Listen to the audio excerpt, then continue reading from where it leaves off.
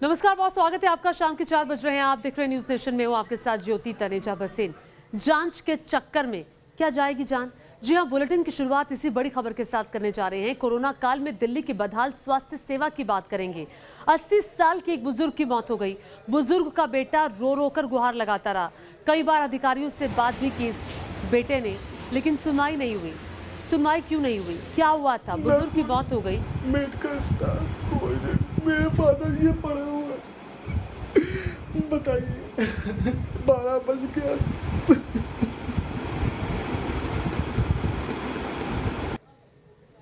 देखिए, इस शख्स की कोई सुनवाई नहीं है। शव ले जाने को कोई तैयार नहीं था, जबकि बुजुर्ग में कोरोना की पुष्टि तक नहीं हुई थी। संदिग्ध थे, पुष्टि नहीं हुई थी।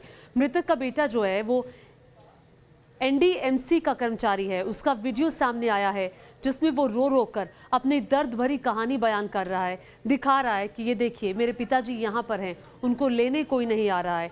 हालांकि वो उनमें कोरोना की पुष्टि नहीं हुई थी।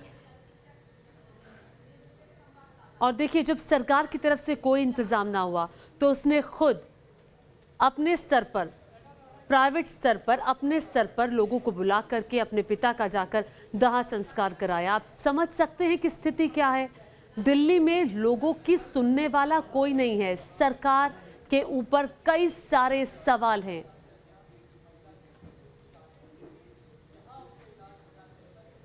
और देखिए, कहानियां इतनी हैं दिल्ली की कि उनका अंत नहीं है। एक और दास्तान आपको सुनाते हैं। दिल्ली में कोरोना पॉजिटिव मरीज की मौत हुई। 75 साल के बुजुर्ग Motiram Goyal high blood pressure की शिकायत के बाद दिल्ली के निजी अस्पताल में भर्ती कराए गए थे, लेकिन यहां लापरवाही के चलते वो कोरोना पॉजिटिव हो गए। परिवार की मुश्किल तब ज्यादा बढ़ गई जब अस्पताल ने डेडिकेटेड अस्पताल ना होने की वजह से कोरोना का इलाज करने से मना कर दिया।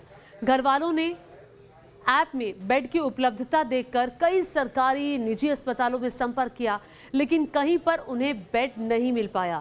ये ऐप जानते हैं कौन सी है? ये ऐप दिल्ली सरकार ने दिल्ली वालों के लिए बनाई है, ताकि दिल्ली वालों को दर दर भटकना ना पड़े। ऐप के जरिए उन्हें पता चल जाए कि कहाँ बेड खाली है। और यही देखकर परिवार ने अस्पतालों के साथ संपर्क किया, लेकिन अस्पताल ने कहा कि बेड नहीं है। दिल्ली के तमाम नामी अस्पतालों ने भी एडमिट करने से मना कर दिया। परिवार ने दिल्ली के मुख्यमंत्री को ईमेल भेजा, खुद ट्विटर पर अपील की, केंद्र और दिल्ली सरकार की हेल्पलाइन से संपर्क किया, लेकिन कोई मदद नहीं मिल पाई। जब कई अस्पतालों में धक्के खाने के बाद भी बेड नहीं मिल पाया तो उन्होंने दिल्ली हाई कोर्ट का रुख किया, लेकिन हाई कोर्ट में सुनवाई हो पाती उससे पहले ही उनकी मौत हो गई। इलाज ना मिलने से मोतीराम की मौत हो गई।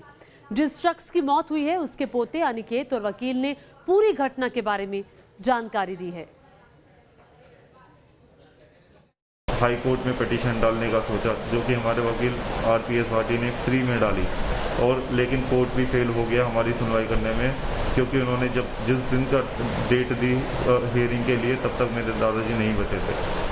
मेरी आपसे यही गुजारिश है कि आप किसी भी सरकारी और किसी भी नेता के भाषण पे ना जाएं, क्योंकि सारे झूठ बोलते हैं। कोई बेड खाली नहीं है किसी अस्पताल में, किसी भी जगह कोई फैसिलिटी नहीं है। और सिस्टम में खराबी है कि अगर आपको कोविड-19 हो या कोविड-19 ना हो तो, लेकिन तुम्हारा कोई ट्रीटमेंट नहीं होगा। अगर तुम अस्पताल जाओगे तो तुम्हारा कोविड-19 हो सकता है, जो कि हमारे 5 तारीख को मेरी हियरिंग हो गई है। जैसा को भी हमने रिक्वेस्ट करा और बताया कि पेशेंट की डेथ हो गई हियरिंग होने से पहले। सो मेरी रिक्वेस्ट है सभी कोर्ट से कि in case of medical emergencies जो पिटिशनर है उसकी सुनवाई सेम डे हो जानी चाहिए, ताकि उसको रिलीफ मिल सके और उसकी जान बच सके। इस मामले में जज साहब ने भी कहा है कि मैं इस बात को कोशिश करूंगा कि कोर्ट के प्रोसीजर में ऐसा कुछ प्रोविजन हो जाए कि सेम डे मेडिकल इमरजेंसीज का जो है सुनवाई हो सके और डायरेक्शंस दी जा सके। देखिए, आगे और दर्द भरी कहानियां हम आपको दिखाएं, उससे पहले मैं एक बात आपको स्पष्ट कर देना चाहती हूं। ये सभी कहानियां दिखा के हमारा मकसद आपको डराना नहीं, बल्कि न्यूज नेशन का मकसद सरकार को जगाना है, सरकार को बताना है कि किस तरह से जब इलाज के लिए बाहर अस्पताल कोई शख्स जाता है तो उसे किन दिक्कतों का सामना करना पड़ता है। तो सरकार को सचेत करना हमारा मकसद है। अब देखिए, ऐसी ही दर्द भरी कहानी एक और परिवार की है। आपको दिखाते हैं एक ऐसे शख्स की कहानी जिसका पूरा परिवार कोरोना से पीड़ित है, लेकिन उसके परिवार को भर्ती करना तो दूर, टेस्ट तक नहीं हो पा रहा है। दिल्ली के मौजपुर के रहने वाले आशीष जैन के पिता और बड़े भाई पहले से ही कोरोना पीड़ित हैं।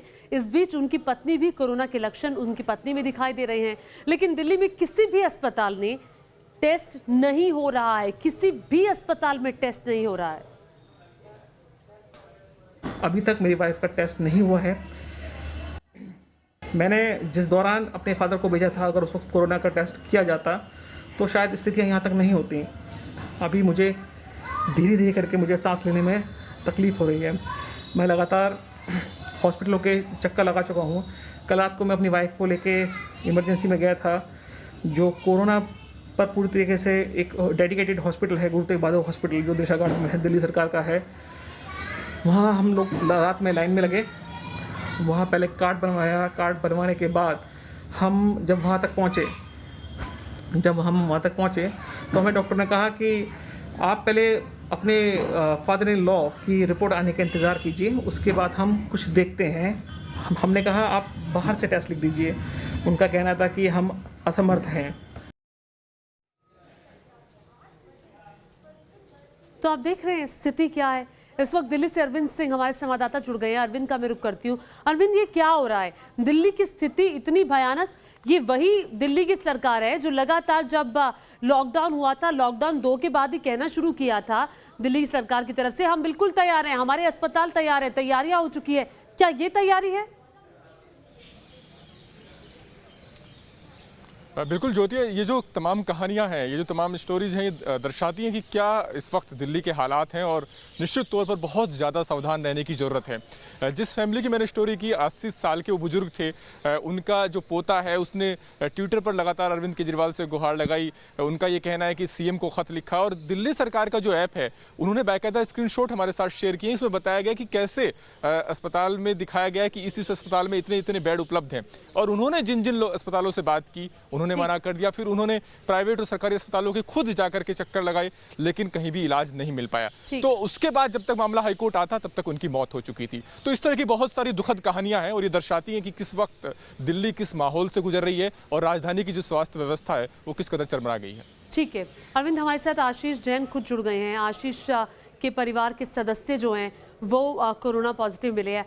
आशीष, आपका स्वागत है न्यूज़ नेशन पर। सबसे पहले मैं आपसे यही जानना चाहती हूँ, इत्मीनान से आप बताइए कि जब आप दिल्ली के सरकारी अस्पताल में जाते हैं तो मैं चाहती हूँ कि आप ये बता करके और लोगों तक ये जानकारी आपके ज़रिए पहुँचे कि किस तरह की दिक्कतें उनको हो सकती हैं। आपको क्या दिक्कत हुई जब आपको पता चला आपके परिवार आपके पिता, आपके भाई कोरोना पॉजिटिव है, अब आपकी पत्नी में लक्षण पाए गए हैं कोरोना के, तो क्या अभी तक उनका टेस्ट हो पाया आपकी पत्नी का?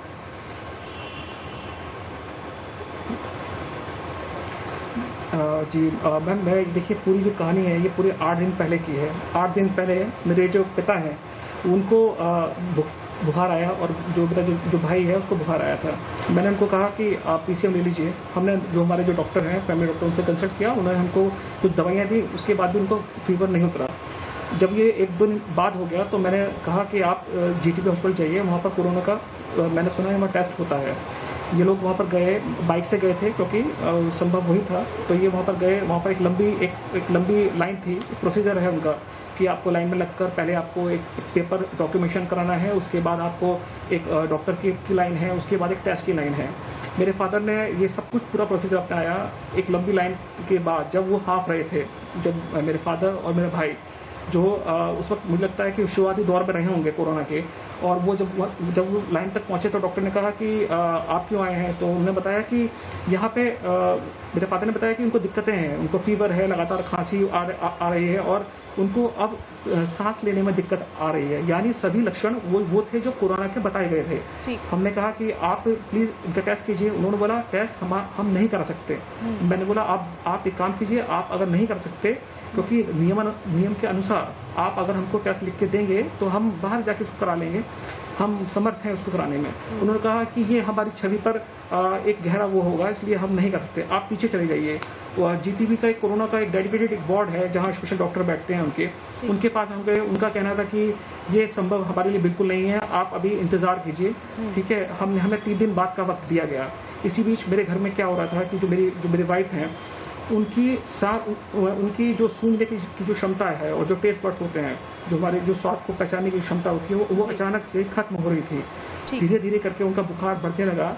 मैंने खुद बात करके आपस में डॉक्टरों से, तो मैंने उनको पीसीएम दी, उनका बुखार तो उतरा, लेकिन उनकी सूंघने की क्षमता अभी तक लौट के नहीं आई है। और अभी मैं आपको बता रहा हूँ कि अब से कुछ वक्त पहले मैंने मेरी वाइफ का और मेरी मम्मी का वो टेस्ट हुआ है, लेकिन जो चक्कर हम लोगों ने काटे हैं इस पूरे दौरान, मैं 2 दिन तक लगातार जो दिल्ली के मुख्यमंत्री केजरीवाल हैं, केंद्र सरकार में डॉक्टर हर्षवर्धन, मैं सबसे रिक्वेस्ट कर रहा था। तकरीबन 10-12 में ट्वीट कर चुका था, उनको ऑफिशियल मेल कर चुका था।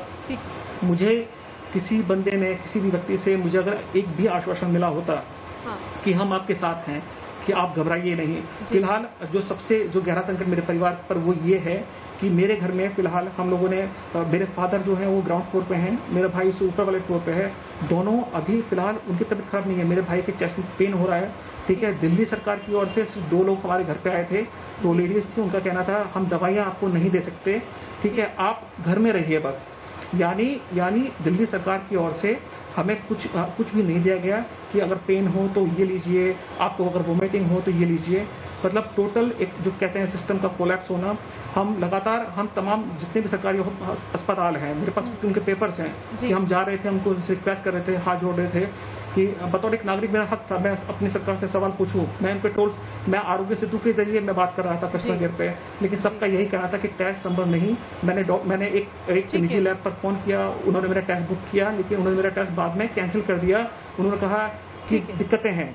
ठीक है आशीष, आपसे बात करने का मकसद ये था कि आपके जरिए जो दिल्ली वालों की दास्तान है ये कम से कम सरकार के सामने आए और एक आम नागरिक होने के नाते कितनी दिक्कत हो सकती है इससे हम सरकार को अवगत कराएं। आप हमारे साथ बने रहिएगा, लेकिन आपको इस बीच बता दें कि दिल्ली के मुख्यमंत्री अरविंद केजरीवाल ने दिल्ली में सभी अस्पतालों को चेतावनी दी है। उन्होंने कहा है कि जो अस्पताल मरीजों का इलाज नहीं करेंगे उन पर सख्त कार्रवाई होगी।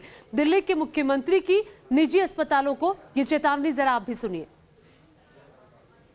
ये जो कुछ लोगों ने, चंद लोगों ने माफिया बनाया हुआ था, इसको तोड़ने में थोड़ा समय लग रहा है।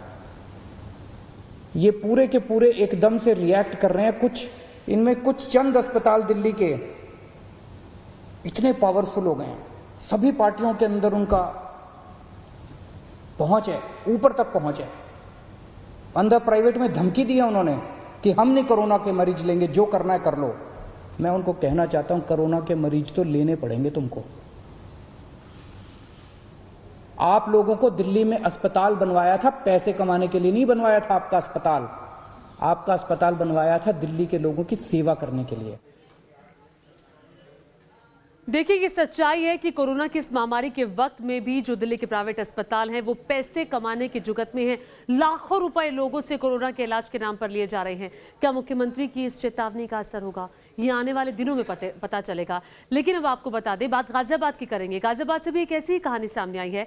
गाजियाबाद के कोड़ा की निवासी महिला 8 महीने की गर्भवती थी।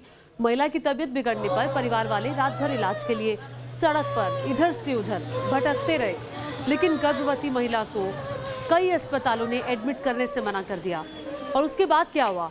उसके बाद महिला ने चलती एम्बुलेंस में दम तोड़ दिया। और ये बताया जा रहा है कि निजी अस्पतालों से लेकर सरकारी अस्पतालों ने भी महिला को एडमिट करने से इनकार कर दिया। देश में कोरोना महामारी फैली हुई है, लेकिन इलाज के अभाव में सामान्य बीमारियों से मरीजों की मौत की संख्या भी बढ़ती जा रही है, क्योंकि बीमार को इलाज की सुविधा तक नहीं मिल रही है। ये देखिए, अब परिवार मातम मना रहा है। कौन देगा इसकी जवाबदारी? किसकी जवाबदेही बनती है? कौन है इसका जिम्मेदार? पीड़ित महिला के पति ने न्यूज नेशन को अपनी आपबीती सुनाई है। उन्होंने बताया कि कैसे वो रात भर इधर से उधर भटकते रहे, लेकिन कहीं पर किसी भी अस्पताल में भर्ती नहीं किया गया उनकी पत्नी को। सुनिए जरा इनकी आपबीती। पहले अपनी वाइफ को ईएसआई लेके थे, ईएसआई वालों ने बोल दिया कि जाके सेक्टर 30 ले आओ। सेक्टर 30 वाले कहने लगे कि वहाँ ले आओ, क्या नाम है, शारदा में। शारदा के बाद फिर जिम्स ले गए। जिम्स वालों ने मना कर दिया कि हमारे पे कोई बेड खाली नहीं है। फिर घूम करके हम फोर्टिस आए, फोर्टिस वालों ने मना कर दिया, मैक्स वालों ने भी मना कर दिया कि हमारे पे बेड नहीं है। तो कुल मिला के फिर हमारी एम्बुलेंस में डेथ हुई थी। फिर जिम्स में लास्ट में पहुँचे, फिर उन्होंने वेंटिलेटर वगैरह लगाया, लेकिन उससे कोई फ़ायदा नहीं है। और देखिए, गाजियाबाद में गर्भवती महिला की मौत के मामले में प्रशासन ने जांच के लिए कमेटी बना दी है, लेकिन हम लगातार उन सभी प्राइवेट अस्पतालों के पक्ष जानने की कोशिश कर रहे हैं जिन पर पीड़ित ने आरोप लगाया, लेकिन अभी तक इन सभी अस्पताल ये बचते हुए दिखाई पड़ रहे हैं। कोई भी बात करने के लिए तैयार नहीं है, कोई भी फोन नहीं उठा रहा है। जब न्यूज़ नेशन ने इस बारे में जानकारी लेनी चाहिए तो कुछ भी बोलने से मना कर दिया। न्यूज़ नेशन संवाददाता की रिपोर्ट जरा देखिए। हम इस वक्त एक प्राइवेट अस्पताल के बाहर मौजूद हैं, जहां पर कल भी वो पीड़ित परिवार आया था अपनी उस महिला को लेकर जो कि गर्भवती थी 8 महीने की, और इन्होंने भी उसे ट्रीटमेंट नहीं दिया गया था। बड़ी बात यह है कि यह अस्पताल कोविड-19 पेशेंट का भी इलाज कर रहा है, सरकार की तरफ से अप्रूव्ड है। अब हम यहाँ पर इनसे बात करने की कोशिश कर रहे हैं। बाहर हम अस्पताल के मौजूद हैं, सीधे यहाँ से अंदर जा नहीं सकते, इसलिए हम पहले अस्पताल के जो पीआरओ हैं उनको फ़ोन कर रहे हैं। हालांकि खबरें ये मिल रही हैं कि पीआरओ साहब फ़ोन उठा रहे हैं। फिलहाल हमने उनको फ़ोन लगाया है, देखते हैं क्या होता है। बेल जा रही है।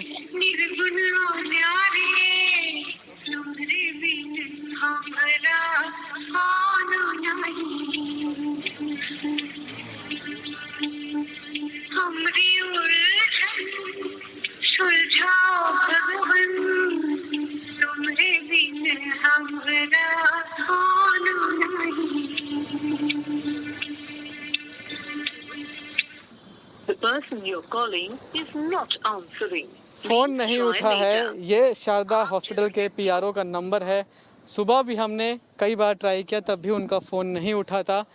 इसी चौखट से और देखिए, मनीष चौरसिया इस वक्त खुद हमारे साथ जुड़ चुके हैं। सीधे मनीष का रुख करते हैं। मनीष, हम देख रहे थे कि आप पूरी स्टोरी को कवर कर रहे हैं, अभी तक क्या आपको जवाब मिला?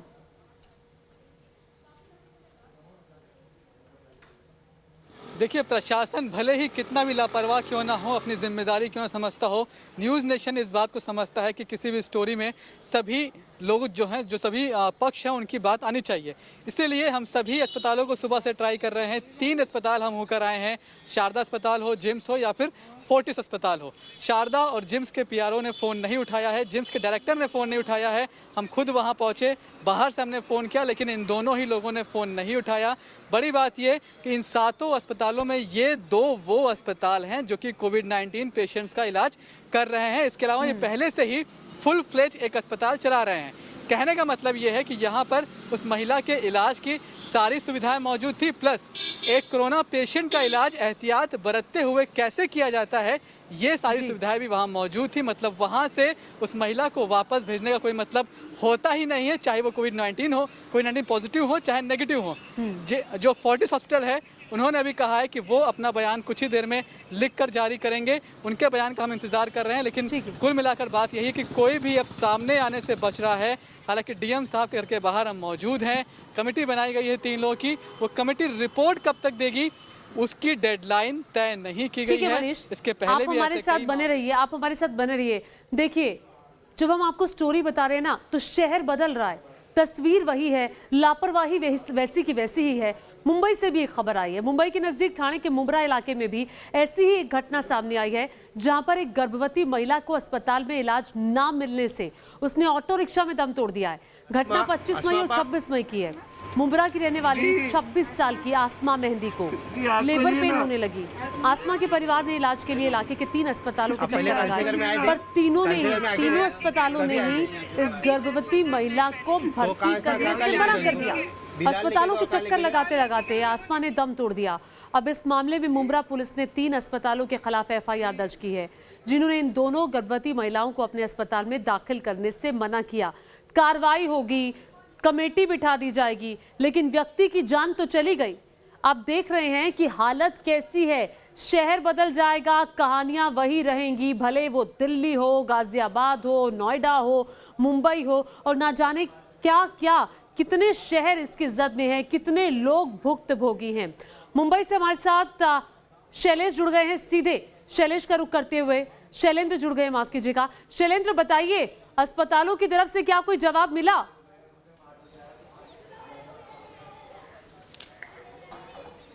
देखिए, आसमा की बात करें तो आसमा की मौत के बाद मामला जो है वो पुलिस स्टेशन में दर्ज हुआ और मुंब्रा पुलिस ने इस आसमा के मामले में माफ़ करिएगा 2 अस्पतालों पर मामला दर्ज किया है। एक है prime critic care hospital Mumbra का और दूसरा हॉस्पिटल है बिलाल हॉस्पिटल। सबसे पहले हमने क्रिटिक केयर हॉस्पिटल का रुख किया और वहाँ पर जानने की हॉस्पिटल का पक्ष जानने की कोशिश की और अस्पताल के पीआरओ से हमारी बात हुई।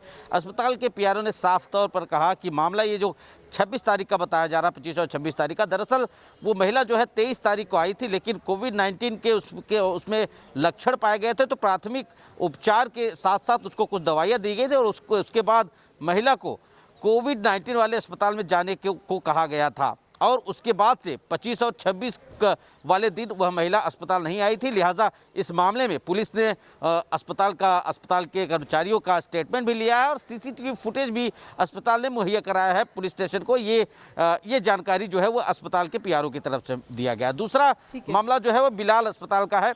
जी, बिलाल अस्पताल के जो आरएमओ थे उनसे हमारी बात हुई और उन्होंने साफ तौर पर कहा कि यहाँ पर सिर्फ 4 बेड अलॉट हुए हैं कोविड-19 के लिए, लिहाजा चारों बेड फुल थे, तो ऐसे में वो महिला का ट्रीटमेंट नहीं कर सकते थे। लिहाजा उन्होंने भी महिला को कोविड-19 अस्पताल जाने के लिए सलाह दी थी। ठीक है, यानी कि जो अस्पताल हैं वो अपना पूरी तरह से पल्ला झाड़ने में लगे हुए हैं और कोई भी अस्पताल अपने ऊपर किसी भी तरह की रिस्पॉन्सिबिलिटी या जवाबदेही तय करने की बात नहीं कर रहा। जी शैलेंद्र, बहुत बहुत शुक्रिया आपका। अरविंद, आपका भी बहुत शुक्रिया। मनीष, आपका भी बहुत शुक्रिया। आप तीनों बाहर रिपोर्टिंग कर रहे हैं, हम तक खबरें पहुंचा रहे हैं। अपना खास तौर पर ख्याल ज़रूर रखिए। और साथ ही आशीष, आपका भी बहुत शुक्रिया। आपकी भी तबीयत ठीक नहीं लग रही है, आपने कहा, अपना आप ध्यान रखिएगा। और इसी के साथ हमारी इस खास पेशकश में इतना ही, लेकिन आगे बढ़ने से पहले मैं एक बार फिर से स्पष्ट कर दूं, ये जो दर्द भरी कहानी हमने आपको दिखाई है, आपको डराने के लिए नहीं, बल्कि सरकार तक आपकी आवाज़ पहुँचाने के लिए, ताकि सरकार सचेत रहे और सरकार उन बातों पर ध्यान दे जो आम लोगों के लिए, हम सब के लिए बेहद जरूरी है।